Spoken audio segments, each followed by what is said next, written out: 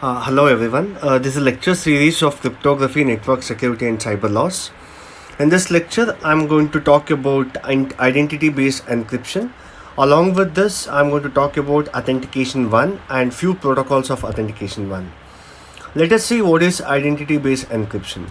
Identity-based encryption is a mechanism which is a simple operation that can replace digital certificates.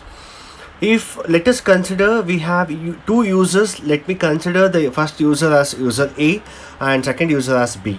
If they want to communicate, they have to send the identification to an intermediate person called as PKG, commonly known as private public key generator. Public key generator. PKG has a private key associated with public key parameters. Let me explain the mechanism how exactly IBE works. If the user A want to communicate with user B, user A has to send his identification to PKG called as public key generator. PKG will verify whether that identification belongs to user A only, and it also verifies that ID is universally acceptable. I mean to say all the users and all the entities has to accept that user ID. Let us consider the user A has an identification ID as Raj at vvc.ac.in. And if the both are valid, then the PKG will send back a private key to user A to communicate with user B. This is a simple mechanism where user A can communicate with B with the help of private key generator. This commonly private key identity based encryption will follow the fundamental principle of bilinear mapping. I mean to say that we have two entities to verify, as I had explained. Two entities, one is user identification, whether it belongs to same user, and second one is whether it is universally acceptable.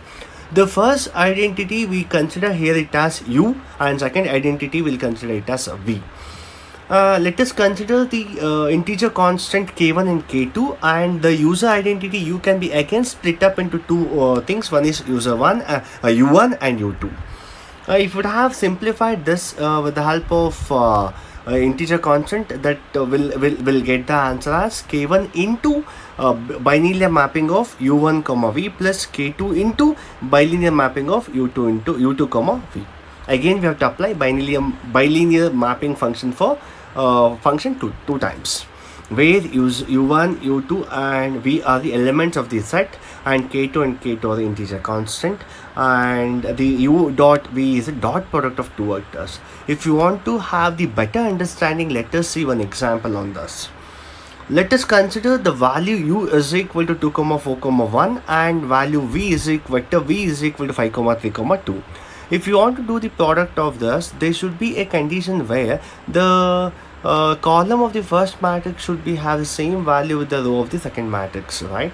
In the same way, the vector is one of the two-dimensional matrix where we have a product with the help of transpose of the second vector, and we'll get the answer as 24. You can verify it. That's a simple calculation. That is 5 into 2 plus that is 2 into 5 plus 4 into 3 plus 1 into 2. We'll get the answer as 24. If we apply the values to the equation of the bilinear mapping as I explained in the previous slide, that is u1 is equal to 2, 4, 5 and u2 is equal to 7, 1, 2, and integer constant k1 is equal to 3 and integer constant k2 is equal to 4. We'll solve the equation with the help of k1 into u1 plus k2 into u2. The integer constant 3 will be multiplied with the u1 value plus integer constant 4 will be multiplied with u2 value, and at last we'll get the answer as 34, 16, 23. And if we have multiplied this vector, that is k1, u1 plus k2 into u1, this vector into v, we'll get the answer as 264 by transposing the second vector v.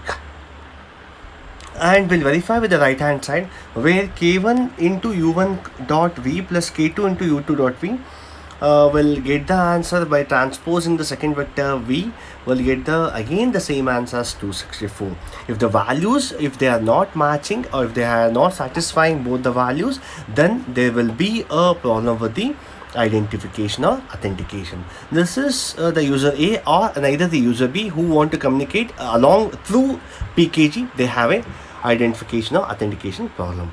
This is what exactly an example for bilinear mapping. This is fundamentally used in identity based encryption.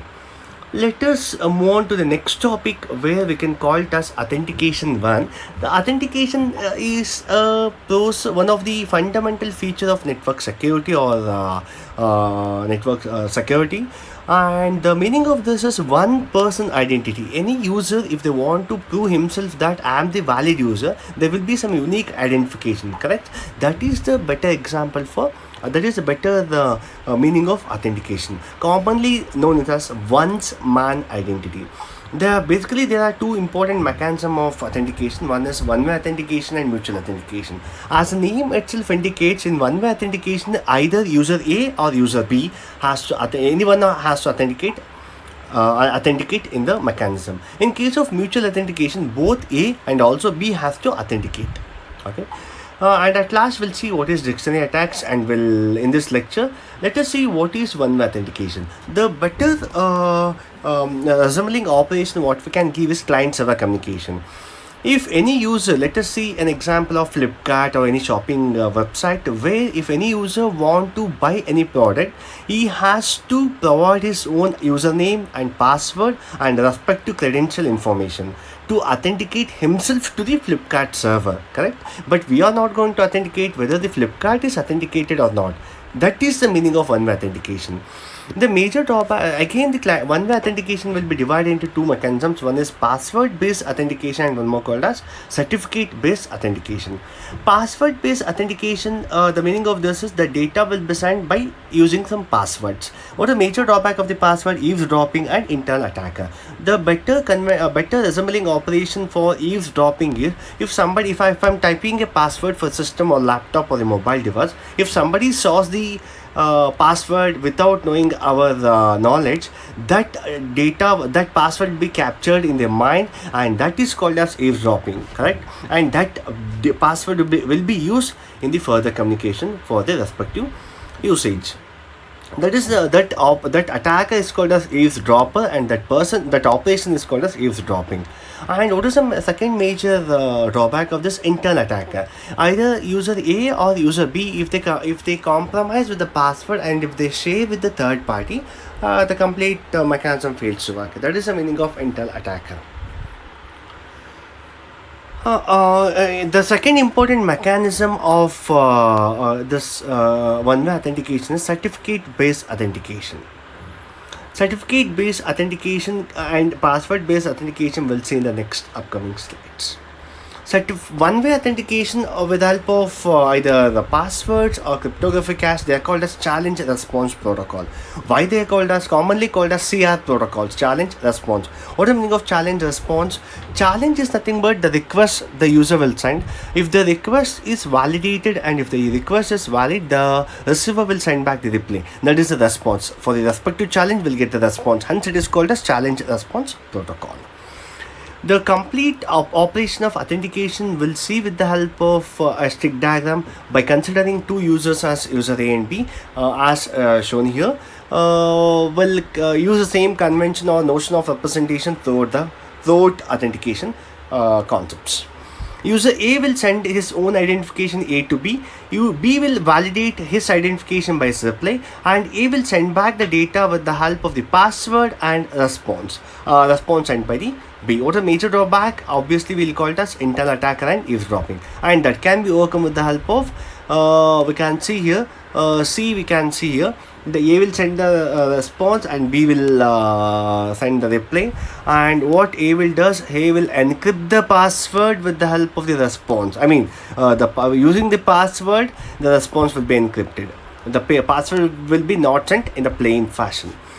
And the second important operation we can see in the second diagram, where the password will be not sent as it is. Instead of that, the password will be calculated with the help of cryptographic hash value, and that will be sent. If any attacker, if they want to take out the data or the password, he knows the cryptographic logic what that applied to take the password. And this is an overall aspect of challenge response protocol or one way, that is password based authentication. In case of certificate based authentication, either the user A or user B will never send the data or request, they'll send a certificate. For more details on what is digital certificate, you can see the previous lecture of cryptography and network security of mine, where I had explained the detailed aspects of digital certificate. The first mechanism is called a shared secret based mechanism. We can see the flawed protocol in the first stick diagram, followed by the session attack, followed by the corrected protocol. What is the protocol? How exactly this shared secret based authentication works? Let us consider the user A will send a request to user B using his identification A. For that request, user B will respond by encrypting the request of A using a key called as key, and he's also sent his own identification RB. Using the same key K, user A will also respond, he will also reply by using the same key by encrypting RB. What a major pitfall of this mechanism? There will be an attacker C, he can able to attack B and A by behaving B for A, I mean to say for A he will behave like a B, for B he will behave like a A.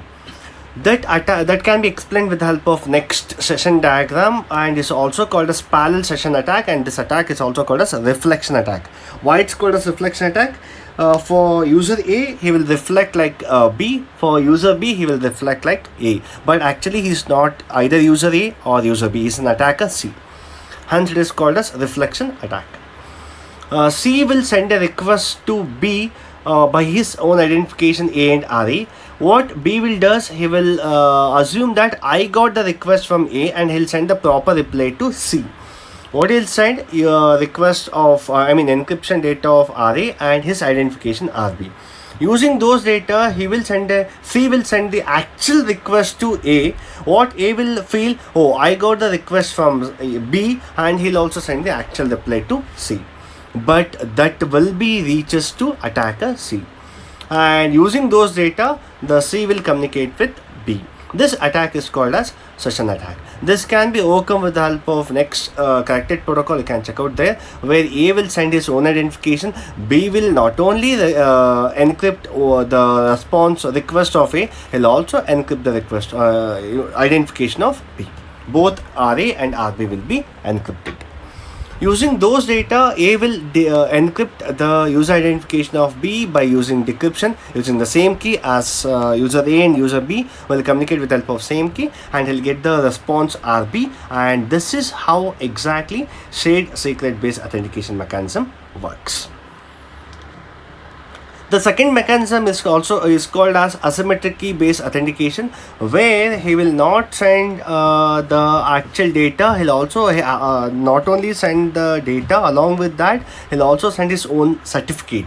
A will send A certificate, and B also send B certificate. By using those, the authentication will be does. Not only the same key K will be used here, both certificate of different users A and B will be shared. If both are authenticated, then only they can have the communication. And there will be a flaw in this protocol, and that can be explained with the help of the corrected protocol by not only the certificate will secure the data, and also the encryption mechanism as explained in the last stick diagram.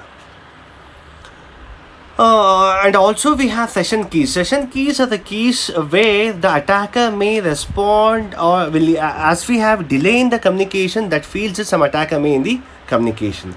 That can be maintained with the help of very important authentication keys, also called as session keys. The complete session time can be calculated with the help of session key is equal to session complete time of A and session complete time of B. If either we have a delay in the time, either we'll have the response delay might happen, or the request delay might happen. All these can be monitored with the help of one of the major authentication key called a session key. The next usage of timestamp in authentication also matters a lot, and timestamps are the individual time slices that will be maintained for each and every request and response using a very famous operation called as nonce, or randomly or once generated number. If once that is used, again it cannot be use again, and that complete operation can be explained in the next diagram. You can see that either A has to communicate with B with the help of A's identification, his own identification, and he has to communicate with B, so he has to know B's identification also, timestamp of A and session key of A, and complete this 4 tuple will be encrypted with the help of public key, and this can be attached with A certificate, and that will be sent to B. What B has to do, as it is a new timestamp, he has to send back his own session key, he has to send his identification, he has to send A's identification, and he has to increment one increment of the previous timestamp, and that will be the unique timestamp of B, and he has to send it. And this along with the B certificate. This is what exactly the mutual authentication will be does using timestamp and nonce. The next important topic which I am going to speak about is dictionary attacks. Dictionary attacks will also commonly called as predefined attacks or predefined password attacks. This commonly categorized into 2 categories. One is online attacks and one is offline attacks. Commonly dictionary attacks will be applied on passwords. Why? Because the common usage passwords are like 1 2 3 4 5, password itself as a password, or QWERTY. These are the commonly used dictionary passwords, or date of birth, name of the person. They are the commonly used dictionary passwords, and they are the attacks. How this can be overcome? The password or the data should not be stored as it is. Either that should be encrypted and compute the cryptographic hash with a series of cryptographic hash, and that can be secured. This is what exactly the dictionary attacks authentication 1 protocols. As we saw in this lecture, one is one-way authentication and one is mutual authentication with stick diagrams. Thank you for listening.